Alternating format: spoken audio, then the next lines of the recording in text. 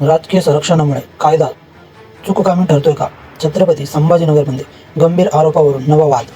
छत्रपती संभाजीनगरमध्ये एका माजी नगरसेवकावर गंभीर स्वरूपाचे आरोप झाल्याचे राज्याच्या राजकारणात खळबळ उडाली आहे. शिवसेना, उद्धव बाळासाहेब ठाकरे गटाचे नेते आणि विधान परिषदेतील विरोधी पक्षनेते अंबादास दानवे यांनी सोशल मीडियावरून सत्ताधाऱ्यांवर थेट टीका केली आहे.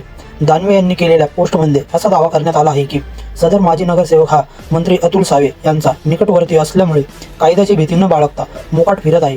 त्यांनी प्रश्न उपस्थित केला आहे की गंभीर आरोप समोर असताना देखील कारवाई का होत नाही. पोस्टमध्ये एका कथित पीडित व्यक्तीचा उल्लेख करत तो व्यक्ती सध्या कुठे आहे, त्याला न्याय मिळणार का की नाही असे प्रश्न उपस्थित करण्यात आला आहे.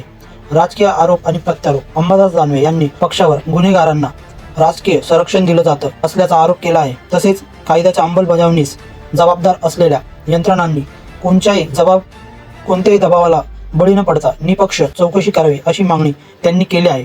या प्रकरणावर अद्याप संबंधित मंत्री किंवा पोलीस प्रशासनाकडून अधिकृत प्रतिक्रिया समोर आलेली नाही.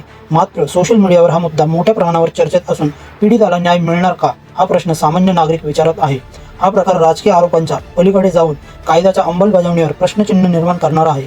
आता पाहणं महत्त्वाचं ठरणार आहे की या आरोपावर प्रशासन काय भूमिका घेतं आणि पीडिताला प्रत्यक्षात न्याय मिळतो का. छत्रपती संभाजीनगरमधील माजी नगरसेवकावरील आरोपामुळे राजकीय वाद निर्माण झाला आहे. विरोधी पक्षनेते अंबादास दानवे यांच्या सोशल मीडिया पोस्टवरून प्रशासनावर प्रश्न उपस्थित झाले आहेत.